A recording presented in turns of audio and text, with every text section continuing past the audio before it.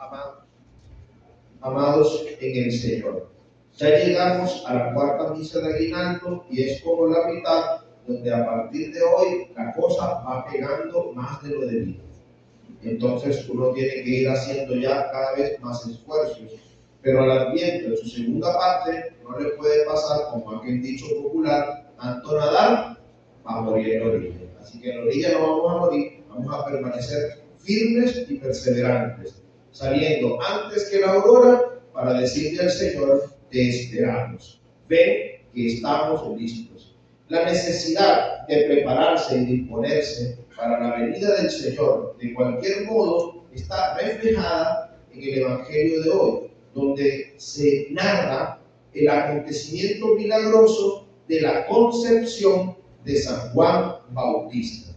En la Sagrada Escritura aparece más de una vez personajes que iban a ser especiales y que nacen de una madre estéril. Su concepción es de alguna manera milagrosa y estos tendrían una misión importante. Se les da nombre, misión y son importantes. Es necesario entender la figura de Juan el Bautista que conecta con el cumplimiento de una profecía. Los profetas anunciaron que antes de que llegara el Mesías vendría el profeta Elías. ¿Por qué vendría Elías? Porque según la tradición israelita, Elías no había muerto, sino que había sido arrebatado al cielo por un carro de fuego. En un momento, después de que había preparado su discípulo, el profeta Eliseo, le transmite el Espíritu Santo y su ministerio profético atraviesa el río y un carro de fuego, una llamarada, un torbellino, se lo llevó al cielo. Y no se sabe qué pasó con Elías. Esta imagen de no haber muerto, sino haber sido asunto al cielo, quedó en el hecho de que Elías volvería. Por eso, una cosa bien simpática es que en la cena de Pascua judía, siempre los israelitas en sus casas dejaban una silla vacía y la llamaban la silla de Elías, porque un día llegaría el profeta de nuevo y prepararía al pueblo para la venida del Mesías. Esto, por supuesto, no iba a acontecer así. El profeta Elías seguro falleció. La cosa es que Dios enviaría otro profeta con este perfil como el de Elías. Y es lo que anuncia el arcángel Gabriel a Zacarías. Él vendrá con el espíritu y poder de Elías. Ya vamos viendo que estos 9 últimos días, 8 últimos días, se miran los acontecimientos cercanos a la venida del Señor. Se va manifestando cómo Dios cumple las promesas, porque Dios es justo, porque Dios es fiel. Entonces, si tú y yo durante el Adviento hemos ido teniendo un anhelo, hay que confiar en que Dios lo va a cumplir, porque este es el tiempo de las promesas cumplidas. Navidad nos va a ayudar a meditar en el hecho de que Dios cumple sus promesas. Por lo tanto, si tú y yo tenemos un anhelo, Dios lo va a colmar, pero esto requiere de ciertas cosas. Continuamos entonces con la reflexión del decálogo de la esperanza, 10 palabras sobre la esperanza, del padre Jean-Pierre Wijsenbach, donde decíamos que hay que tener la actitud de los esperanzados. Yo deseo que la cosa cambie y me muevo para hacer que la cosa cambie. Y lo primero que debo tener es inconformidad, porque Dios es el primer inconforme, que me va diciendo o manifestando que necesito cambiar de vida, necesito ser diferente. El segundo punto del decálogo son los sueños o la imaginación. Pensar, soñar, imaginar, querer una vida diferente, poder desear que la cosa sea diferente. El tercer punto, como lo vimos ayer, es la fe. Hay que creer que Dios quiere cambiar, que Dios quiere que tú y yo cambiemos. El cuarto punto del decálogo, aunque a muchos podría sorprenderle, es la autoconfianza. Para poder cambiar la realidad, para ser verdaderamente esperanzados, para que la esperanza sea realizada, también hay que creer en nosotros mismos. No al estilo de la propuesta actual del mundo moderno, de la autoayuda, de toda la cosa, de debes confiar en ti mismo, y una cosa que llega a rayar en lo ridículo, sino que pasa por el hecho de la verdadera humildad, que consiste en un autoconocimiento tan serio y profundo que permita aprovechar todas nuestras capacidades y virtudes, pero también trabajar todo lo que no esté muy bien. El cuarto punto para desarrollar una esperanza verdaderamente activa es la autoconfianza, que brota del autoconocimiento. O sea, yo sé confiar en mí mismo por lo que objetivamente soy capaz y sé desconfiar de mí mismo por lo que objetivamente no soy capaz. Entonces, podría entenderse la verdadera autoconfianza como la humildad, que es pararse sobre el humus de la verdad que habita en mí, de la verdad que se comunica a través de cómo es mi estilo de vida. En este sentido, la figura de Zacarías es bastante propicia para mirar esto. El Señor nuestro Dios escoge a esta pareja de ancianos, bueno, al hombre viejo y a la mujer de avanzada edad, para no llamarla vieja, los escoge para una misión. En este sentido, cuando el arcángel anuncia todo lo que va a acontecer, Zacarías desconfía, pero es que Zacarías también desconfía de sí mismo. Le pone como traba al proyecto de Dios su propia incapacidad, no entendiendo que nada es imposible para Dios. Y le dice, bueno, sí, yo sé que Dios es poderoso y toda la cosa, pero yo ya estoy viejo. ¿Cómo es el que va mi mujer? Mi mujer es estéril, es de avanzada edad, y yo estoy viejo. ¿Qué voy a estar dando yo energía y vida para poder conseguir un muchachito? Esto como que no es así. La falta de confianza en el poder de Dios, traducida en una falta de confianza en la propia capacidad. Y Dios, como obra solamente a través de personas concretas, es necesario que tú y yo tengamos una encarnación bien entendida. Dios asume nuestra realidad y por tanto, a partir de esa realidad es que Él va a transformar el mundo y Él quiere servirse de nosotros y quiere participar con nosotros.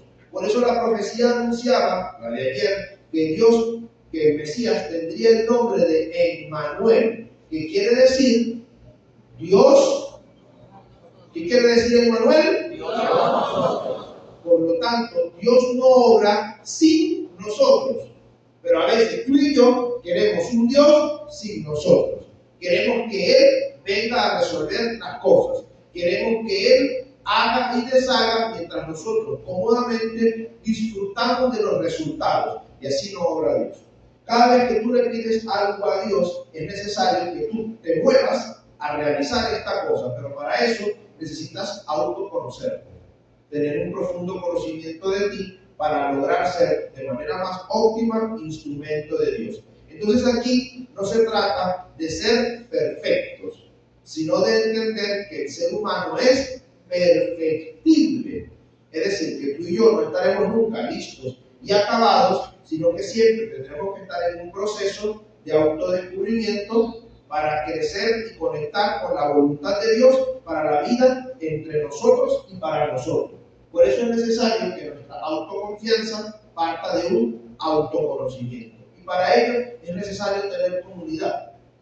La comunidad nos va a enseñar quiénes somos.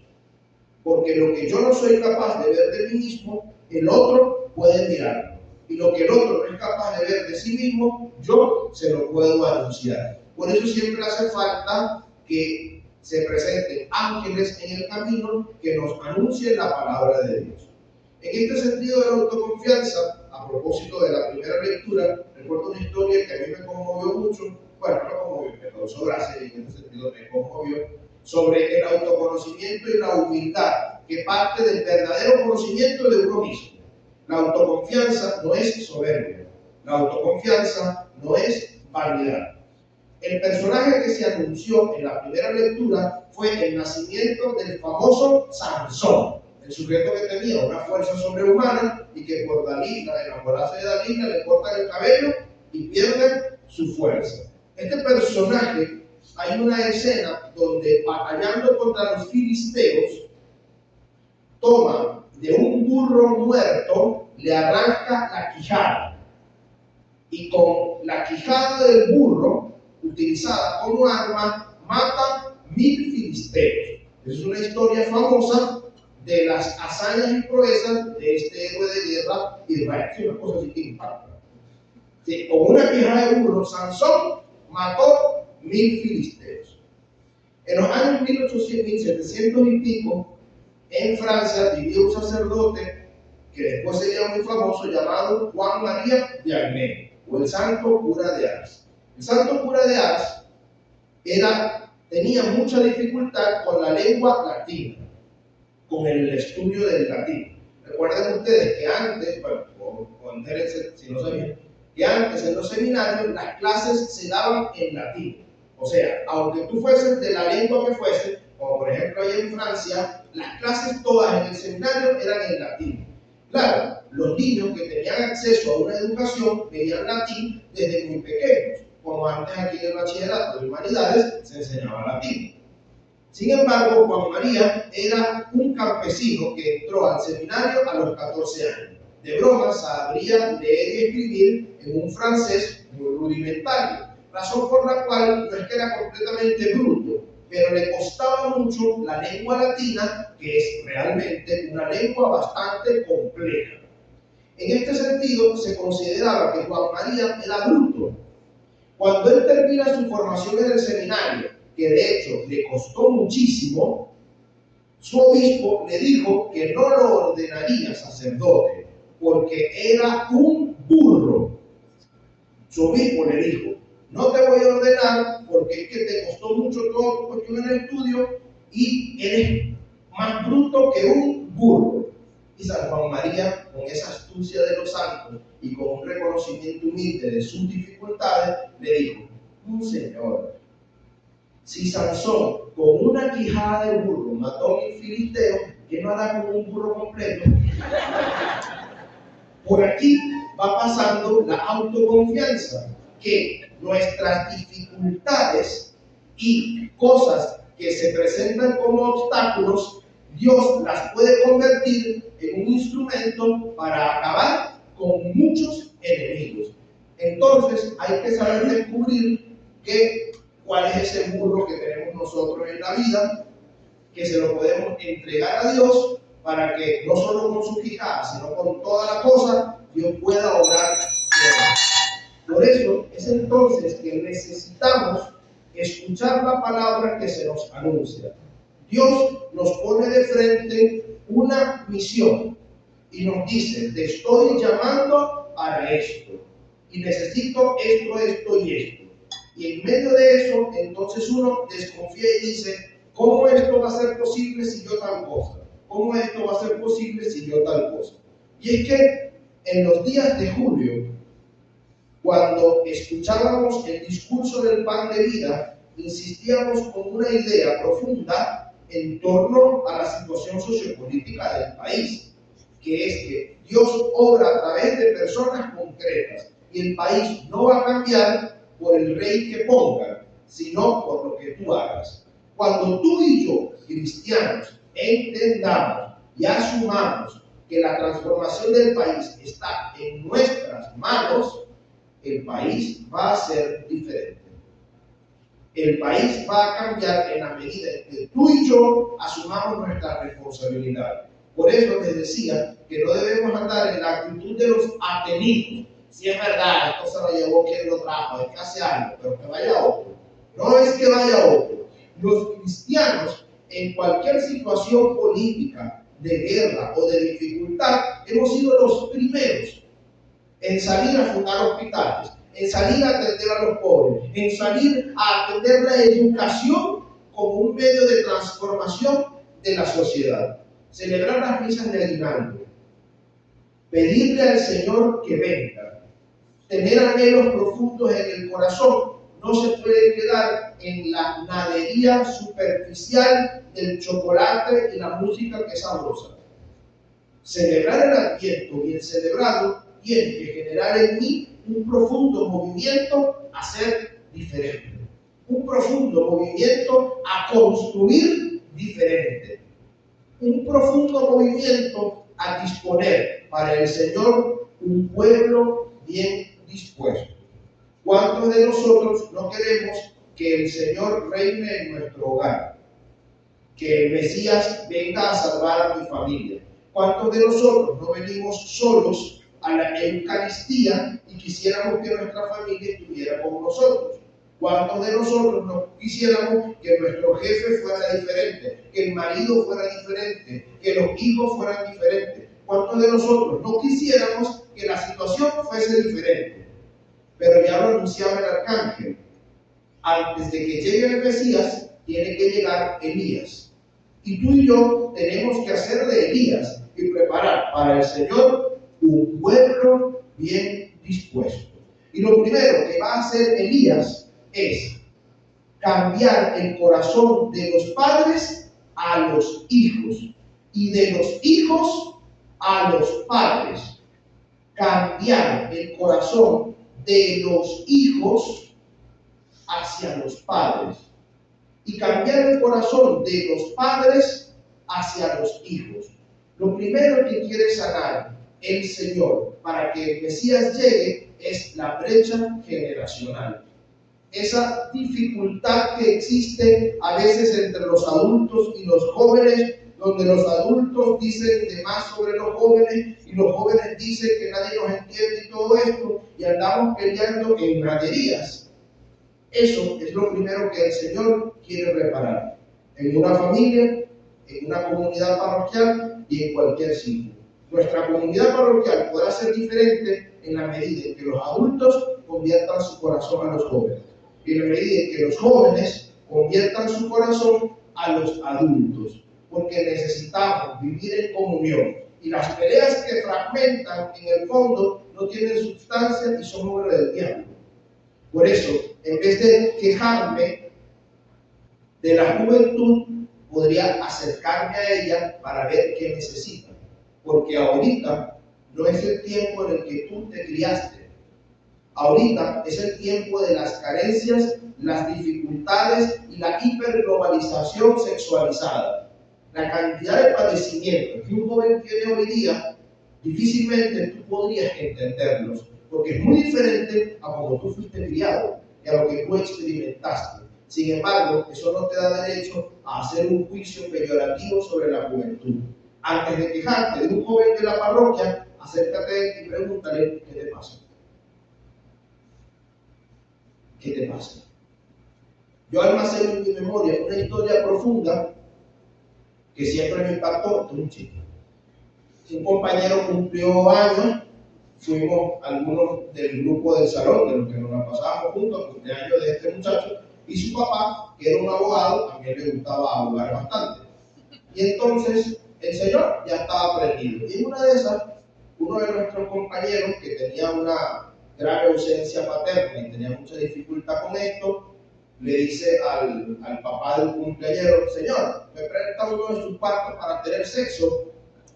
Y a mí eso me impactó por la cosa, de que se la quiso tirar de chistoso, pero dijo algo muy fuerte. Y yo no sé en qué momento el papá del cumpleañero agarró a Leonardo y le comenzó a hablar y a decir y no sé qué. En un momento a otro, Leonardo estaba llorando. Yo no sé qué le hizo el licor a ese señor, que intuyó la ausencia paterna de ese muchacho y terminó diciéndole: yo soy tu papá, ahora tú me tienes a mí, no sé qué. Y ese muchacho se fue llanto. Lo que tenía era una carencia paterna, tratando de llamar la atención de una figura adulta para que le atendiera.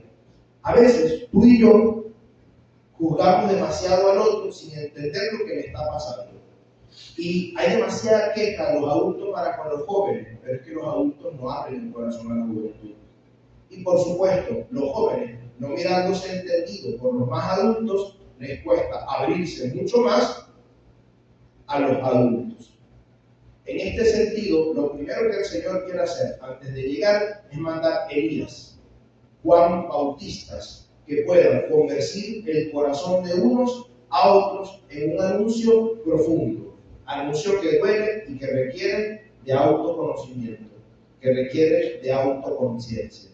Por eso, si tú y yo escuchamos la palabra del arcángel y disponemos a dar, aunque sea un mínimo de oportunidad, nuestra familia puede ser diferente. Nuestra comunidad puede ser diferente. Hay que entender que esto de las misas de aguinaldo, a pesar del bochinche y lo emocionante, es una cosa muy seria. Es el último intento de nuestro Dios de convertirnos de manera intensa, con una predicación de la palabra, con una liturgia especial en los últimos días antes de la Navidad, para acomodar lo que esté torcido de una manera intensa, de una manera intensa sería la palabra. Es como cuando está al final de la carrera y ya vamos terminando, es como no vamos a morir en orilla, hay que meterle full chola porque ya vamos a llegar. Esa intensidad, pues el Señor necesita abofetear nuestras realidades, estremecer nuestras casas para que el 25 no sea un chinche, sino una verdadera presencia del Señor Todopoderoso. Que esta Eucaristía y el anuncio de esta palabra a esto nos ayude. Que así sea. Amén.